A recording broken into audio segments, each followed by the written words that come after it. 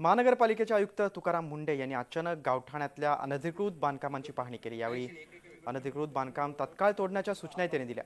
तळवली आणि गोठवली या गावांमध्ये मोठ्या प्रमाणात अनधिकृत इमारतींचे बांधकाम सुरू आहेत। या इमारतींवर आता हातोडा पडणार असून बेकायदा बांधकामांना जबाबदार असणाऱ्या सर्वांवरच कायदेशीर कारवाई केली जाईल असा इशाराही तुकाराम मुंढे यांनी यावेळी दिला।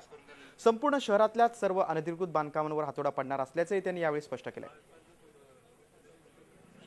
पुढच्या काळामध्ये जे अनडेव्हलप नोड आहेत ते डेव्हलप करणे हे पहिले प्राथमिकता आहे।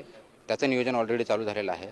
त्याचबरोबर इमिजिएटली नागरिकांच्या ज्या नागरी सुविधा पुरवणं अपेक्षित असतं त्या नागरी सुविधा पुरवण्याच्या दृष्टिकोनातून आम्ही कटिबद्ध आहोत। आमचं ते कर्तव्य आहे। या अगोदर होतं, आत्ताही आहे।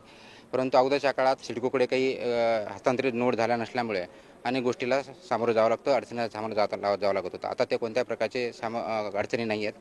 म्हणून प्रथमतः इथल्या बेसिक कम्युनिटी म्हणजे इलेक्ट्रिफिकेशनचं असेल, ड्रेनेजचं असेल, स्वच्छतेच्या बाबतीतले त्या अगोदरपासूनच काम करत होतो हे असतील, याच्यावरती माझी पहिली प्राथमिकता असणार आहे।